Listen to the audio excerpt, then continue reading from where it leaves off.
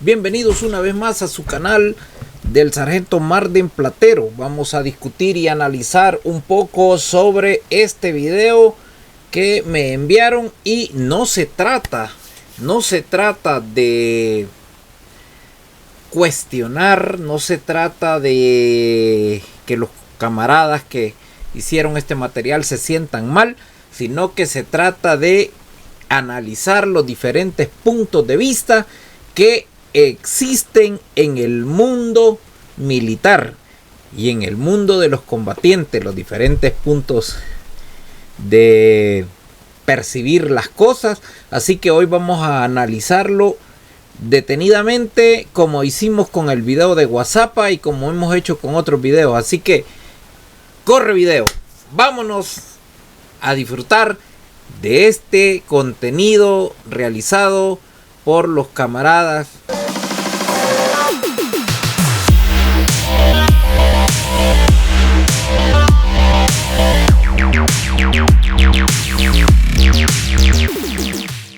En los siguientes minutos en la página Conflicto Social compartimos un breve resumen de cómo la guerrilla del FMLN lleva la guerra de las montañas a la capital y diferentes ciudades de El Salvador. Revolución o muerte venceremos el FMLN. La ofensiva hasta el tope y punto, un hito en la historia contemporánea de El Salvador. En 1989 se desarrolló la ofensiva hasta el tope y punto. Febe Elizabeth Vive, considerada la operación militar más significativa emprendida por el Frente Farabundo. Durante casi 2 semanas, San Salvador vivió la mayor ofensiva urbana de toda su historia. ¿Cómo fue posible que una guerrilla considerada agotada lograra paralizar al Estado, a su ejército, y obligar a Estados Unidos a cambiar de estrategia? Cuando se da la ofensiva, nosotros veníamos bajando de los cerros en Morazán y nos disponíamos a llegar al cuartel del DM4. Básicamente ya nos quedaba pocos pasos para llegar a la unidad, y en ese momento fuimos emboscados, creo que en la entrada de Arambala. No recuerdo muy bien cómo se llamaba el pueblo, pero fuimos emboscados, donde nos vimos en un combate fuerte. Esa noche tuvimos que hacer unas maniobras y empezamos a escuchar que se habían tomado la capital y que varios cuarteles estaban siendo atacados. Para nosotros fue una sorpresa, porque nosotros teníamos que llegar al cuartel, bañarnos, cambiarnos e irnos con licencia, y allí se pararon las licencias por 2 semanas, dicen aquí en el video. La verdad es que en algunas zonas como la Sacamil duró bastante la resistencia que puso el FMLN. Hay que destacar que los que iban, Dimas, que iba bajando del área de Guazapa, fue alcanzado por los combates y perdió la vida. Era un líder de los combatientes. Y así les podría mencionar. En Morazán nosotros tuvimos una operación y casi no encontramos absolutamente nada en la zona. Cuando ya íbamos para el cuartel fue que se dio este combate, y fue que ya habían llegado a los diferentes lugares. Así que fue una estrategia muy acertada por parte del FMLN empezar a mover sus unidades antes de la fecha del 10 de noviembre a los diferentes departamentos. Esta es la historia de la ofensiva que no ganó la guerra, pero la terminó. La ofensiva general lanzada por el Frente Farabundo Martí para la Liberación Nacional, conocida como Hasta el Tope y Punto, marcó el punto de no retorno en la guerra civil salvadoreña. No fue solo una operación militar. Fue una demostración política, psicológica y diplomática que dejó claro algo que hasta entonces nadie quería aceptar. En El Salvador ya no era posible una victoria militar absoluta. 35 años después, entender lo que ocurrió en noviembre de 1989 sigue siendo clave para comprender la transición democrática salvadoreña, el papel de Estados Unidos en Centroamérica y los límites de la guerra contrainsurgente en el mundo urbano. Yo no voy a hablar de política, yo no voy a hablar de de lo que específicamente Estados Unidos estaba haciendo acá en El Salvador. Simplemente voy a hacer un señalamiento importante, que el FMLN no tenía control de las unidades militares. Atacó ciudades y atacó unidades militares, sí. Emboscó, como nos emboscaron a nosotros, unidades en desplazamiento, y las emboscó, las atacó. Lógicamente, pues en algunas zonas no fue el caso nuestro, porque andábamos muy buena unidad en la tercera compañía del Viat Morazán, ¿verdad? Liderados por ese entonces teniente efectivo, ya casi para ascender a capitán, Juan Bautista, de indicativo Aníbal. Y me gustó la forma en que el combate se desarrolló, porque esa vez logramos recuperar cierto armamento y causarle bajas a los que nos habían atacado. Nosotros, por nuestra parte, estábamos haciendo un desplazamiento después de una operación. Habíamos buscado insurgentes y no los habíamos encontrado. Lo sorprendente de nosotros fue escuchar que habían atacado las diferentes guarniciones. Nosotros, como unidad militar, siempre estuvimos a la disposición de los altos mandos, como es en la vida militar una consigna, que las órdenes no se discuten, sino que se cumplen. Así que si tú eres militar hoy, debes de entender de que es una filosofía militar. La orden nunca se discute, se cumple. Y si el jefe se equivoca, vuelve a mandar.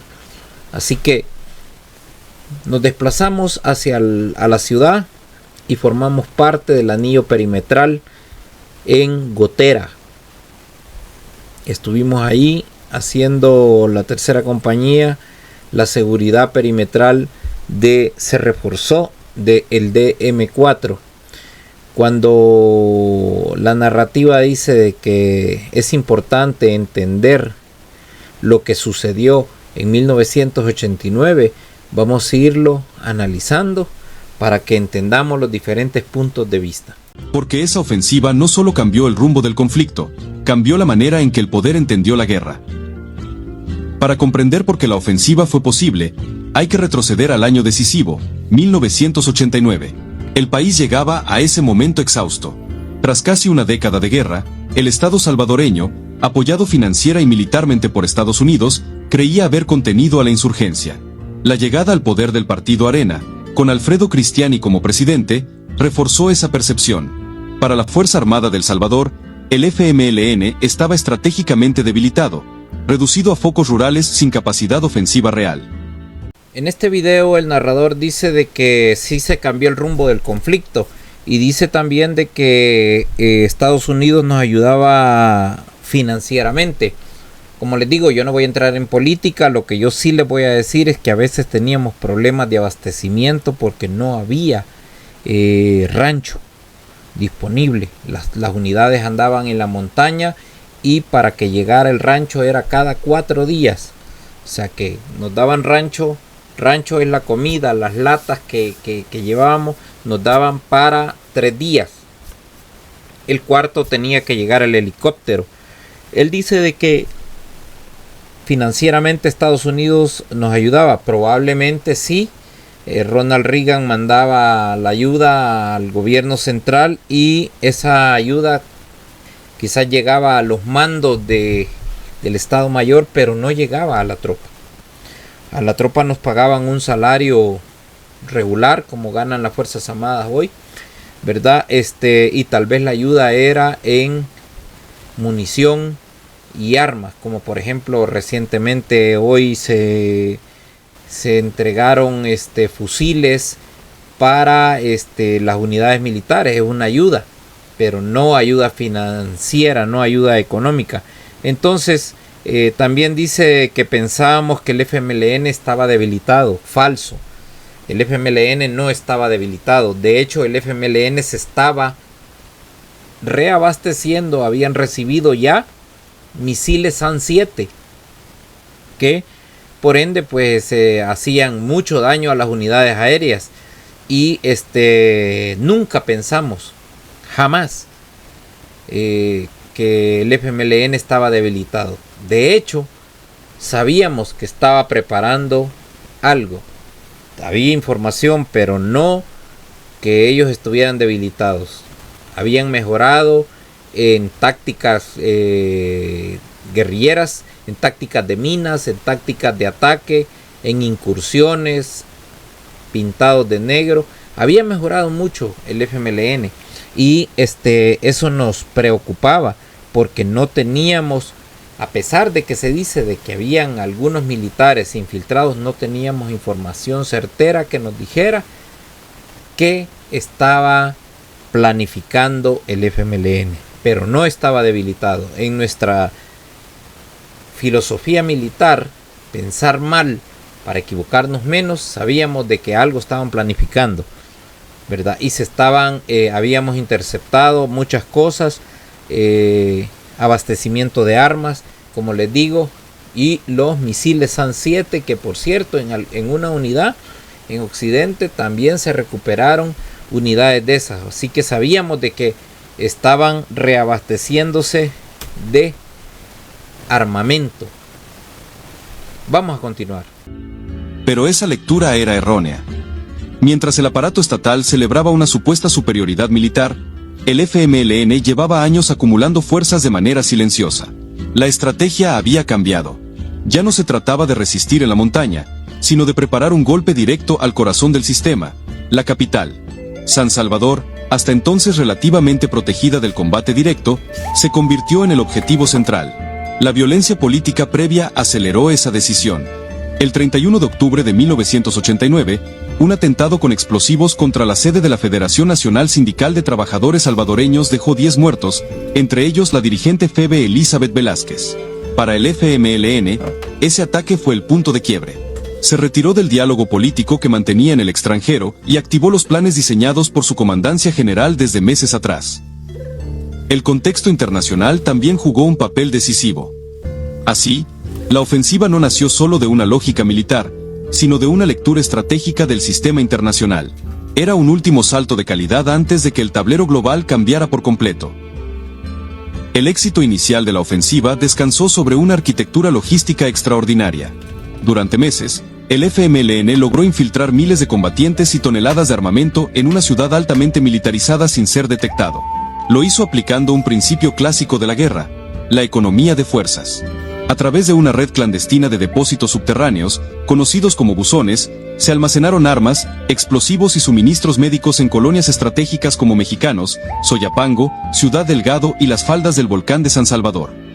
Los combatientes ingresaban de forma gradual, disfrazados de trabajadores, comerciantes o estudiantes, alojándose en casas de seguridad proporcionadas por redes urbanas y sindicales.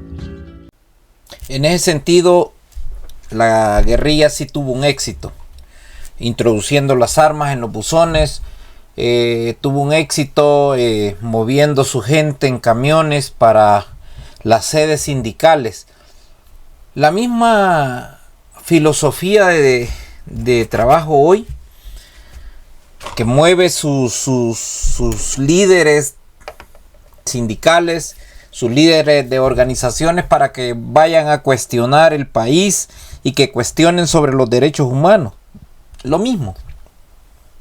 Ellos metieron gente a la capital con el objetivo de tomarse la capital, porque sabían y entendían de que ahí estaba el Estado Mayor, que ahí estaba la embajada americana, que ahí estaban las sedes más importantes. Y en ese sentido ellos tuvieron éxito, porque sí lograron entrar, pero lograron entrar con un perfil bajo.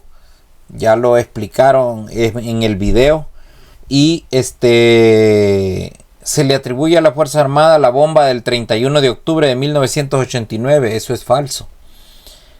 La Fuerza Armada no tuvo nada que ver ahí.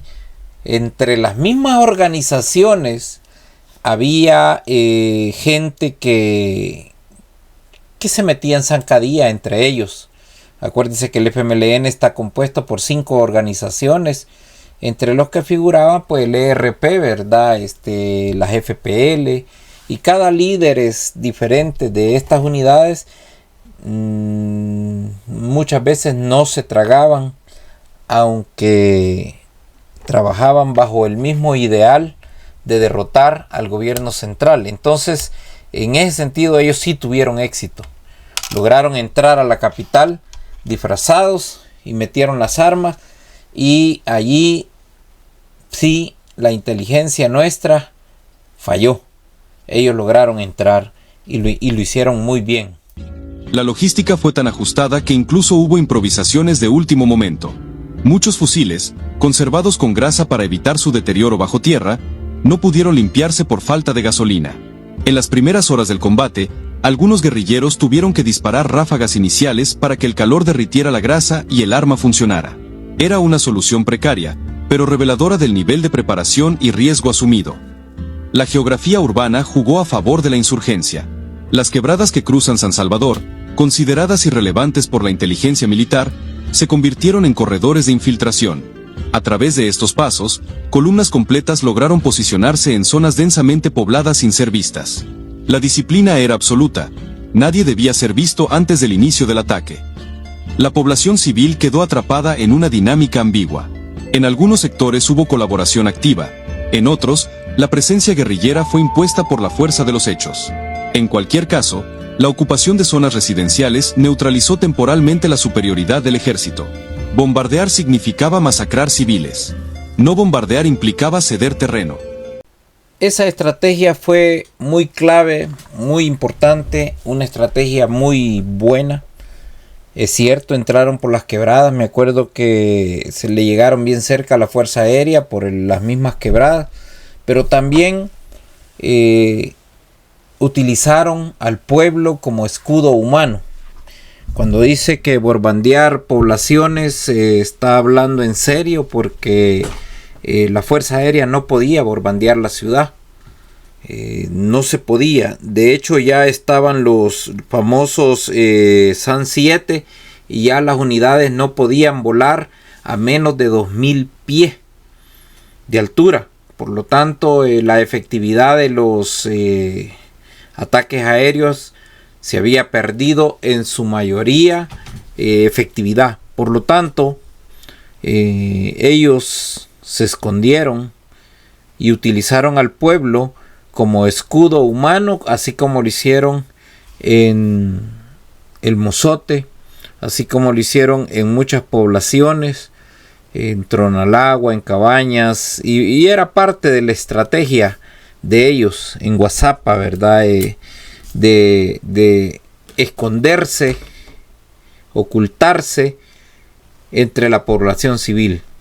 Por lo tanto, esa estrategia les funcionó y sí lograron entrar y hacer una escaramuza o una llamarada de tusa con el ataque.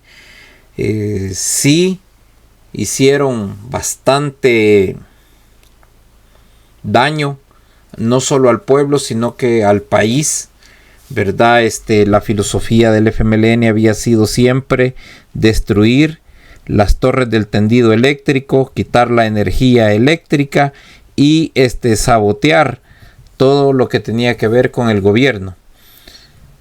Fíjense que las alcaldías son parte de gobiernos municipales y también las atacaban.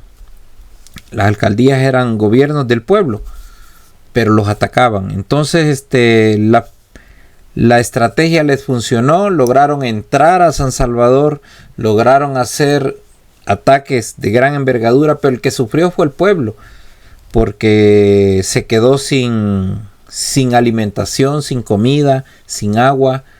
Acuérdense que cuando no hay libertad de circulación y no hay asistencia a las fuentes de empleo, pues el pueblo no está preparado para una guerra y empieza a padecer de hambre. Entonces se dio la situación de poder empezar a sabotear las tiendas, los supermercados, todo lo que tenía víveres para el pueblo lo rompía para poder darle de comer a sus hijos, y eso afectó bastante la economía del país, sumado a que el país se tuvo que paralizar por más de una semana por los ataques que el FMLN estaba realizando a la ciudad de El Salvador. Cuando los combates estallaron el 11 de noviembre, la sorpresa fue total. El ejército salvadoreño se encontró luchando casa por casa en barrios que nunca había considerado escenarios de guerra. La doctrina contrainsurgente tradicional, diseñada para el ámbito rural, colapsó frente a una guerrilla móvil, atrincherada y dispersa en el tejido urbano. A partir del 13 de noviembre, la Fuerza Aérea Salvadoreña inició bombardeos masivos sobre las zonas ocupadas por el FMLN. Aviones A-37 y aeronaves de apoyo nocturno atacaron colonias enteras. Pero la presencia de fuego antiaéreo y posteriormente, la confirmación de misiles tierra-aire obligaron a los pilotos a volar a más de 2.000 pies de altura. A esa altitud, la precisión era mínima. El resultado fue devastador para la población civil. Falso. Espéreme, me voy a poner mi gorra mejor. Me siento orgulloso de ponerme esta gorra, porque aunque ahora vista de civil, mis ideales y mis principios siempre van a ser los de un hombre militar de honor. Quiero destacar de que el 80% de este video es una mentira, porque El Salvador ya estaba en acuerdos de paz. Aquí este segmento que acabamos de pasar dice de que los aviones bombardearon a la población. Eso es falso.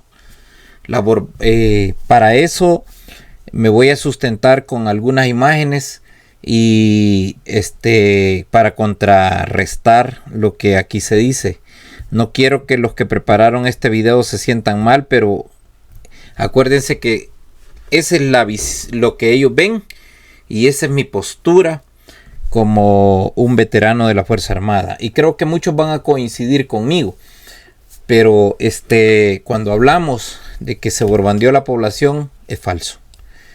Los aviones no podían volar bajo, y ya habían misiles. Pero quiero dejarles aquí de muestra algunos aspectos que no se han tocado en este video. Para empezar, El Salvador ya estaba en acuerdo de paz. Se había hecho un acuerdo de cese al fuego. ¿Y qué pasó el día 30 de octubre del 89? Atacaron el Estado Mayor y pusieron bombas. Los comandos urbanos atacaron el Estado Mayor.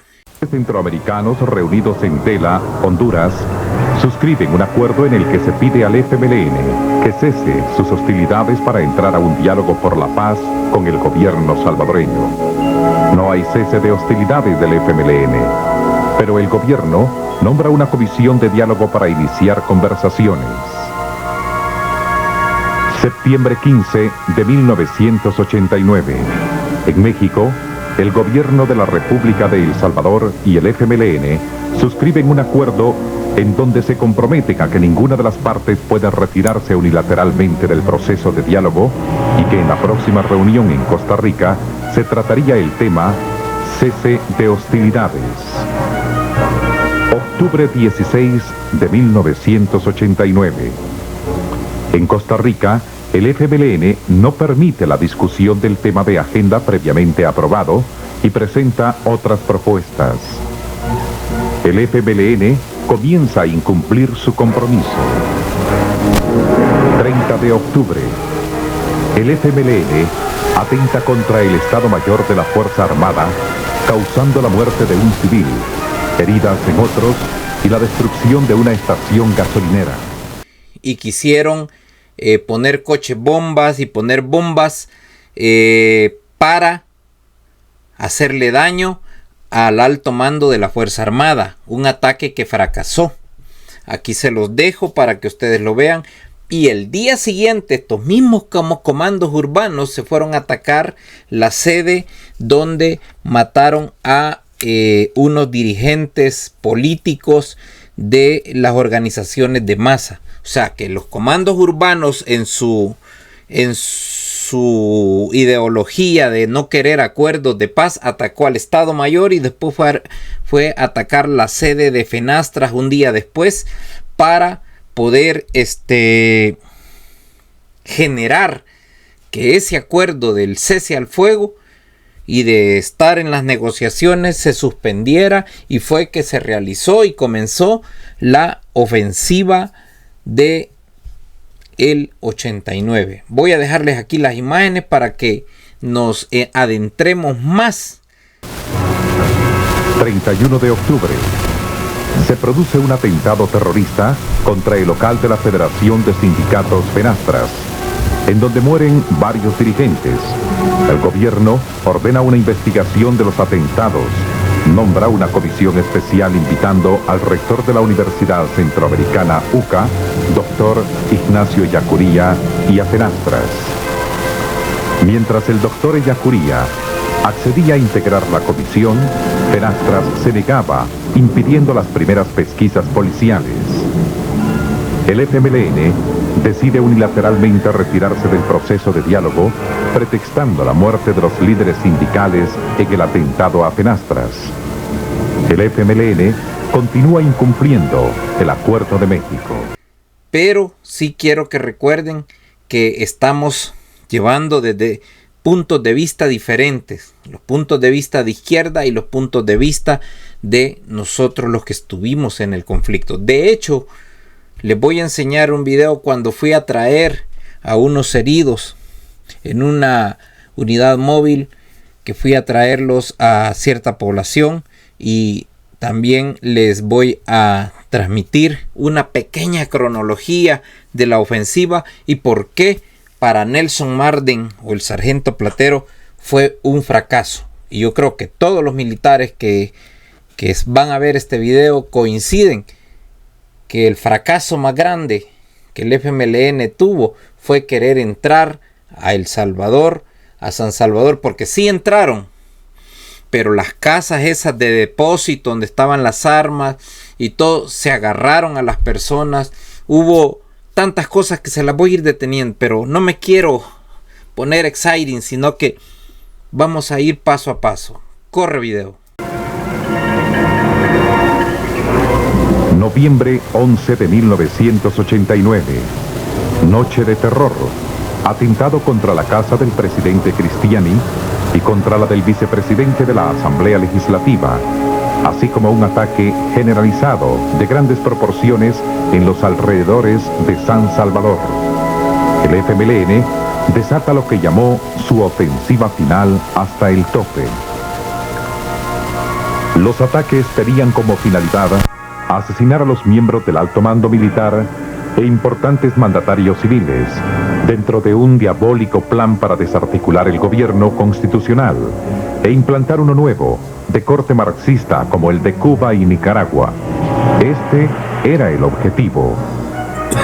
Se comprueba así que mientras el FMLN hablaba de paz, estaba preparándose para la agresión genocida del 11 de noviembre, porque según calificados analistas militares o excabecillas terroristas, la preparación de la ofensiva no pudo ser menor de 12 a 15 meses, pues tenían que movilizar gran cantidad de recursos logísticos, humanos, coordinaciones a nivel nacional e internacional, además de abastecimiento de armas y otros. Las acusaciones de uso de escudos humanos marcaron la narrativa del conflicto. La guerrilla utilizó viviendas habitadas como posiciones defensivas, dificultando cualquier contraataque sin daños colaterales. Al mismo tiempo, cometió un error estratégico clave: sobreestimó la disposición de la población urbana para una insurrección masiva. Después de 10 años de guerra, la mayoría de civiles no quería tomar las armas. Quería sobrevivir. Les he presentado dos videos y lo pueden detectar en la narrativa. Este último habla de que la población civil no quería tomar las armas. El pueblo siempre ha sido el pueblo. El pueblo siempre ha sido civil y no estaba de acuerdo con la guerra. El pueblo no quería la guerra. De hecho, condenaba la guerra. Hemos visto cómo desde el 15 de septiembre del 14 y todos se habían hecho acuerdos en los diferentes países de la región de no retirarse de las negociaciones. Ese fue uno, y el otro fue los acuerdos del cese al fuego, los cuales los comandos urbanos lo incumplieron, atacando Fenastras y atacando el Estado Mayor, para generar una confusión de que la Fuerza Armada lo había hecho. El escaso cerebro de los dirigentes de Fenastras en ese entonces atribuyeron al gobierno de eso. Quiero decirles a todos los de las organizaciones sociales que la Fuerza Armada y el gobierno no se prestan para andar atacando instituciones con atentados terroristas. Los que hacen los atentados terroristas son los mismos terroristas que infunden terror en la población. Entonces, se había hecho un acuerdo y el FMLN empezó a incumplirlo, porque ellos ya tenían la logística, ya tenían el pensar de que ellos iban a entrar y se iban a tomar el Gran San Salvador. Y fue así que comenzó la ofensiva del 89. Atacaron la casa presidencial y atacaron algunas otras ciudades. Hay que destacar de que la Fuerza Armada reaccionó de la mejor forma, cada quien poniéndose lo que tenía que hacer, y comenzó este conflicto a ser un conflicto, una guerra urbana, porque ya había dejado las montañas y pasaba a la ciudad. Si tú eres de los que nacieron después del año 92, quiero que prestes atención lo que vamos a hablar de aquí para allá, porque aquí hay una cronología exacta de la ofensiva y vamos a ir tocando los aspectos que hicieron que la ofensiva hasta el tope fuera hasta el día de hoy un fracaso. Para algunos tal vez fue un éxito, porque lograron lo que querían, llegar a los curules políticos, y ocuparon el trampolín de la guerra, de la plataforma de las montañas, para llegar a la política de el país. Corre video. El FMLN, como ya lo demostró, de que ha estado en plática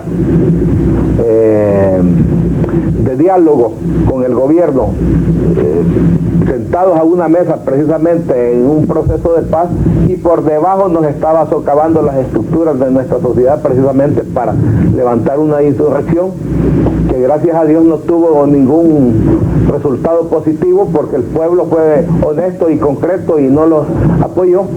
Se inicia el genocidio terrorista. Hay ataques y toma de poblaciones al noroeste de la capital salvadoreña: Ayutuxtepeque, Cuscatancingo, Mexicanos, Sacamil, Ilopango, San Bartolo. Versiones de subversivos que se entregaron al ejército indican que algunos comandantes terroristas como Facundo Guardado, Mena Sandoval, Choco Herman y otros permanecieron en las cercanías de San Salvador en los primeros días de la agresión.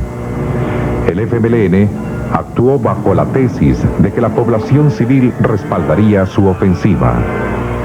Pero la genocida agresión planificada en el exterior falló en la interpretación de la realidad salvadoreña al creer que estaban dadas las condiciones objetivas y subjetivas para generar la insurrección popular, que no ocurrió en ningún momento.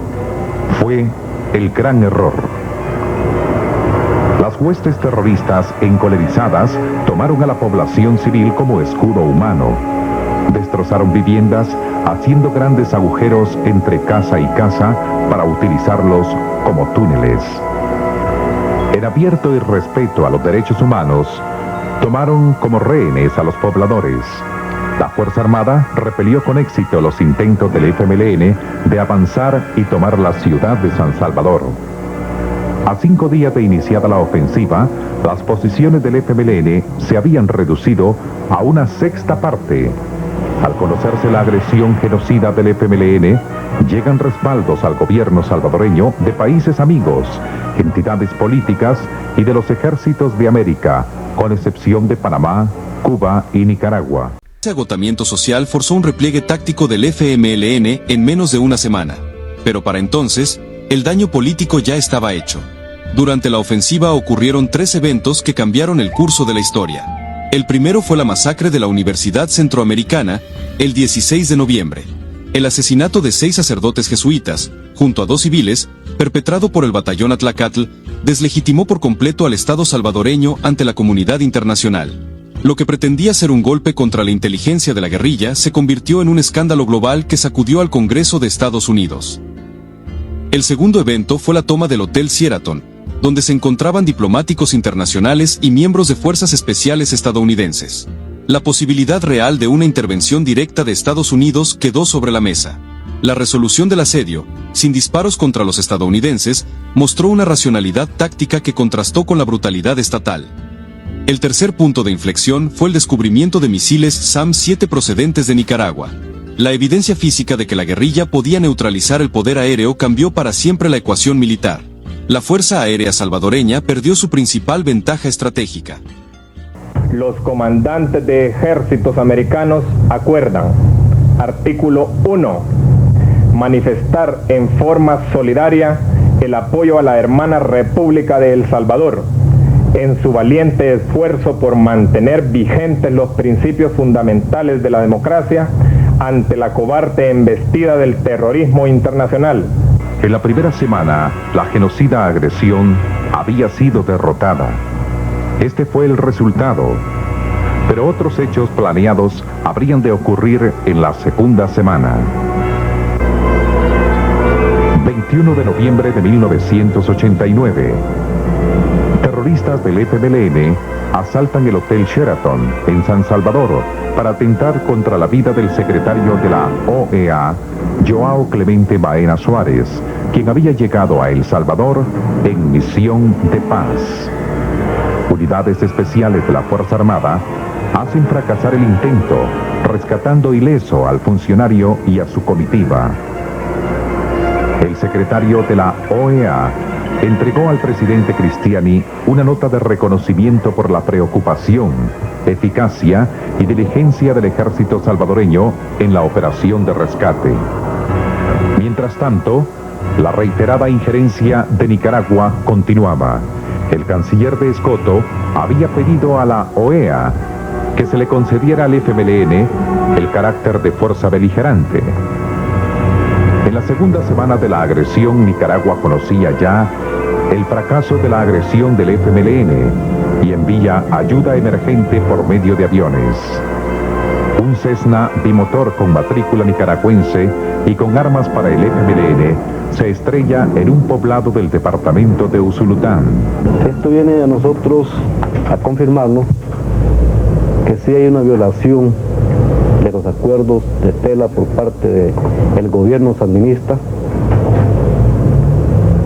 Viene a confirmarnos que hay un apoyo abierto y directo del señor Ortega al FMLN, y eso se puede interpretar como una agresión, y por eso es que el gobierno está tomando sus medidas diplomáticas correspondientes para poder enfrentar esta agresión que ha realizado el gobierno sandinista contra el pueblo y el gobierno de El Salvador. Otro avión bimotor, también con matrícula nicaragüense, realizó un aterrizaje forzoso en una zona rural del departamento de La Paz, a 56 kilómetros de San Salvador. Pero los tripulantes, con ayuda de otros individuos, descargaron el armamento y huyeron, después de quemar la aeronave. Ante esa evidencia, el presidente Cristiani declara en suspenso las relaciones entre El Salvador y Nicaragua. Ya no puede esconder Daniel Ortega de que él está detrás de toda esta agresión. Creemos nosotros que tampoco podemos continuar de alguna manera sin hacer ya una denuncia internacional. Noviembre 28. El doctor Francisco José Guerrero, expresidente de la Corte Suprema de Justicia y de la Asamblea Legislativa, es asesinado en la zona sureste de la capital. Desde Costa Rica, voceros del FMLN niegan su participación en el crimen, pero uno de los atacantes que resultó herido era miembro de los llamados comandantes urbanos del FMLN, conocido como Choco Jaime, reveló detalles del crimen. En este marco de la ofensiva del FMLN, millares de salvadoreños se desplazaron de sus hogares a centros temporales para refugiados, donde recibieron la atención del gobierno y la Fuerza Armada, con la ayuda de gobiernos amigos, empresas privadas y otras entidades. Y entonces vemos la mentira. Por una parte, la dirigencia niega de que ellos han ordenado ese atentado para darle muerte al presidente de la Corte Suprema de Justicia, pero se captura a ese comando urbano y ese comando urbano dice los detalles de la operación. Es por eso que les digo que estos mismos comandos urbanos mutados, o sea, uniformados de militares, asaltaron la UCA e hicieron otros daños a las mismas entidades sociales y gubernamentales del FMLN o de las organizaciones que apoyaban al FMLN, generando una zozobra entre la población. La Fuerza Armada, por su parte, apoyó a las poblaciones. Vimos también cómo Ortega estaba mandando avionetas con más armamento y estas avionetas volaban bajo.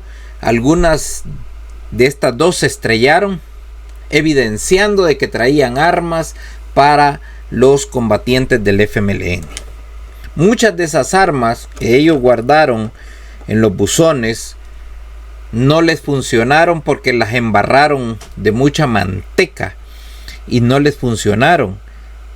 Entonces pidieron más armas y les llegó más armas a través de un apoyo aéreo de parte de Daniel Ortega. Vemos entonces que Nicaragua estaba bien interesado que El Salvador se convirtiera a izquierda, que El Salvador se convirtiera a comunista.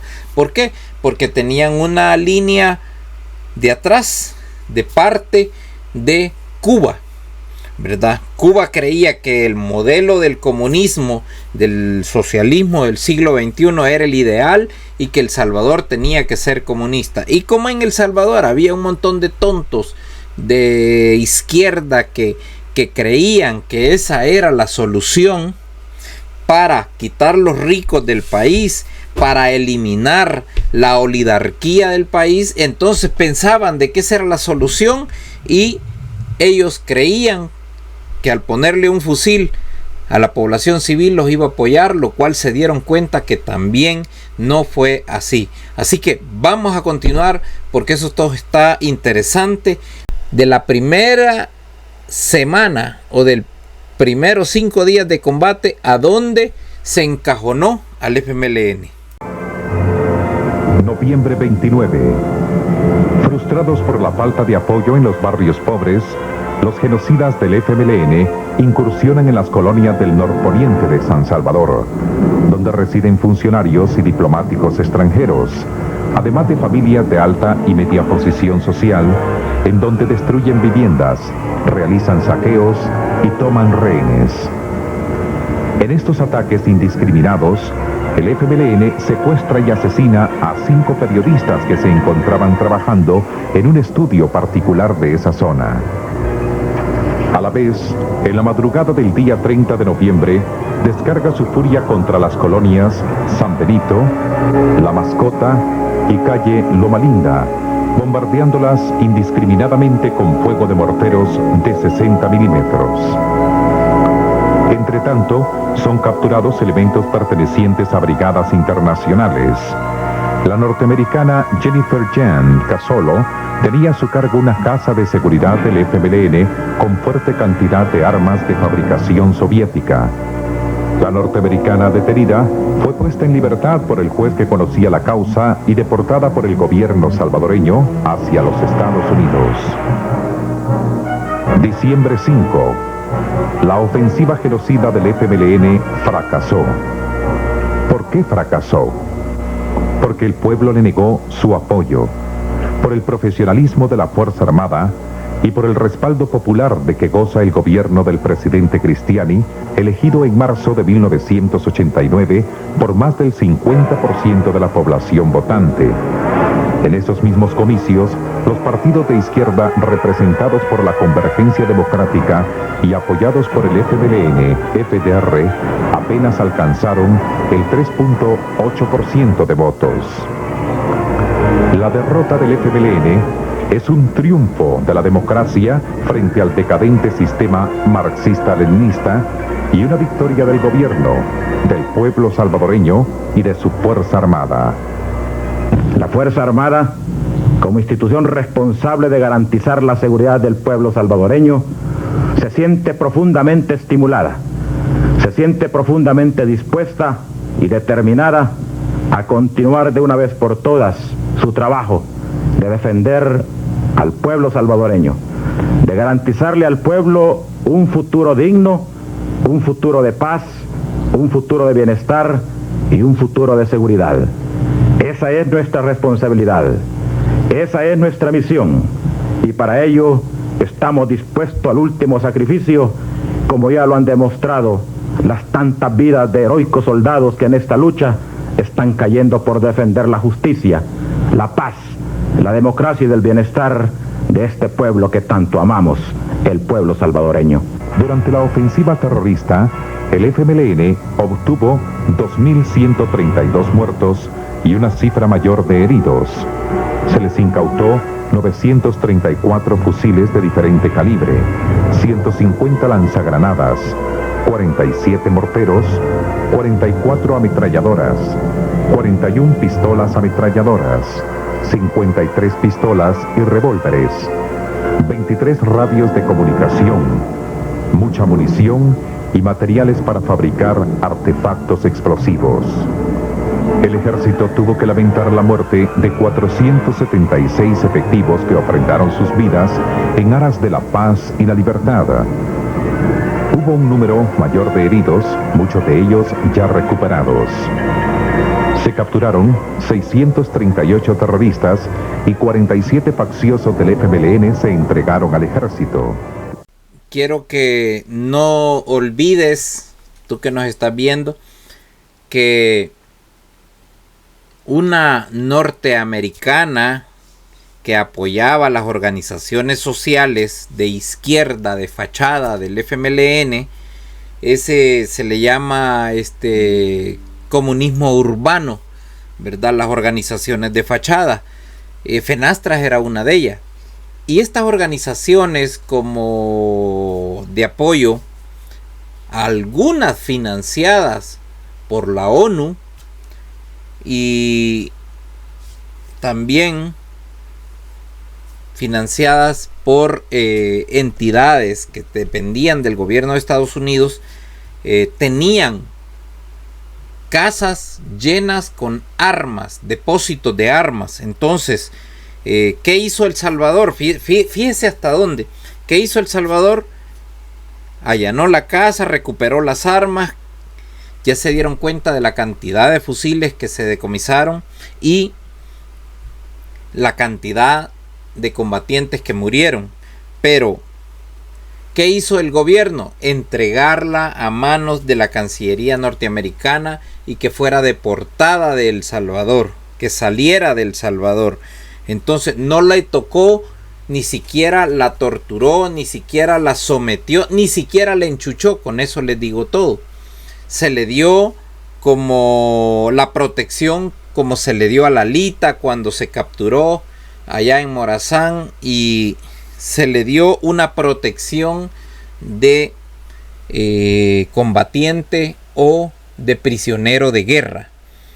haciendo uso de los convenios de Ginebra, haciendo uso de los derechos humanos, y no se le tocó, solamente se deportó. Entonces, fíjense bien, El Salvador recuperó armas, recuperó esas casas que se demostró, se capturó a los comandos urbanos, la inteligencia, la S2 de nuestro país descubrió cómo fue el movimiento de la ofensiva hasta el tope. Pero algunos seguían pensando, seguían creyendo, y algunos dirigentes de las organizaciones sociales estaban molestos con el gobierno, y había sido el mismo FMLN que les había serruchado el piso con los atentados terroristas en las mismas organizaciones. Aquí vemos donde una entidad de izquierda no es fiel y no es leal a ella misma, ni a sus combatientes, ni a su gente que anduvo en las montañas. Había un movimiento político de parte de un sector, de una cúpula del FMLN, que estaba tratando de evitar los acuerdos de paz, o estaba diciendo: sí queremos acuerdos de paz porque queremos llegar a las negociaciones, pero por la espalda estaban serruchando el piso, haciendo todo mal, desestabilizando el país. La matanza de los norteamericanos en la zona rosa fue por los comandos urbanos. El asesinato de esos 5 periodistas que trabajaban haciéndolos famosos a ellos mismos, haciéndoles notas a la guerrilla, notas de la guerra, también fueron asesinados. Y El Salvador, el gobierno, aunque lo denunció a nivel internacional, sus denuncias no tenían peso, porque los que mandaban eran las organizaciones de fachada del FMLN, las famosas organizaciones de derechos humanos, unas financiadas por la ONU, otras financiadas por la OEA. Y aunque Baena Suárez se rescató y los comandos de fuerzas especiales, los boinas verdes, le dijeron a los 2 terroristas que entraron que se alejaran de la zona para no combatir, y no se atacó al secretario de las Naciones de la OEA, de la Organización de Estados Americanos. ¿Qué hizo? El gobierno se daba cuenta de todo este tipo de cosas, y el gobierno a veces no entendía cómo fuentes de financiamiento que dependían del gobierno de los Estados Unidos, organizaciones de fachada que fueron las que se cortó, estaban apoyando al movimiento guerrillero. Sumado a eso, Ortega mandando avionetas con armas, combatientes, cruzando las montañas, Honduras dándole alojamiento a asentamientos guerrilleros. El Salvador estaba rodeado de vecinos que querían verlo mal, que querían verlo que fracasara, pero los ideales de un corazón cuscatleco impidieron la insurgencia, impidieron la invasión del comunismo en El Salvador. Vamos a ver dónde estaban los infantes de Marina. Me siento muy contento y feliz por andar combatiendo al enemigo aquí en varias colonias de la capital, pues que ahora el pueblo salvadoreño lo necesita, que nosotros como humanos y ciudadanos de nuestro querido pueblo de El Salvador lo hagamos con valentía y valor para aniquilar al enemigo, al terrorismo del FMLN. Bueno, como infante de Marina que soy, me siento orgulloso de estarle prestando seguridad al pueblo salvadoreño y a defender nuestros símbolos patrios y a determinar con el último delincuente terrorista que le está imponiendo destrucción, terror y muerte al pueblo salvadoreño. Gracias a Dios, a la Fuerza Armada, que este próximo año, el 7 de mayo, se le celebre con toda pompa al soldado, al digno significativo del pueblo, que vale la pena y hay que apoyar a la Fuerza Armada, porque por ellos son los que estamos nosotros con vida. Y es por eso que hoy estoy haciendo este análisis de este video para conmemorar el 7 de mayo, el Día del Soldado Salvadoreño. Porque el soldado salvadoreño es de indomable corazón de acero, corazón de guerrero, verdadero cuscatleco. Escucharon las palabras del pueblo, escucharon las palabras de un representante que vivió la guerra. Y si ustedes le preguntan a mucha gente que vivieron la guerra en la capital, le van a decir que gracias a Dios la Fuerza Armada defendió la soberanía de nuestro territorio nacional. Entiendo y respeto los ideales de izquierda que existen en los combatientes del FMLN. El otro día yo miraba un video de un maestro: dificultad, corren hacia la dificultad, hombres entrenados para defender al pueblo, policías preparados para defender la paz, la unión y una sociedad. San Isidro de Coronado, Costa Rica.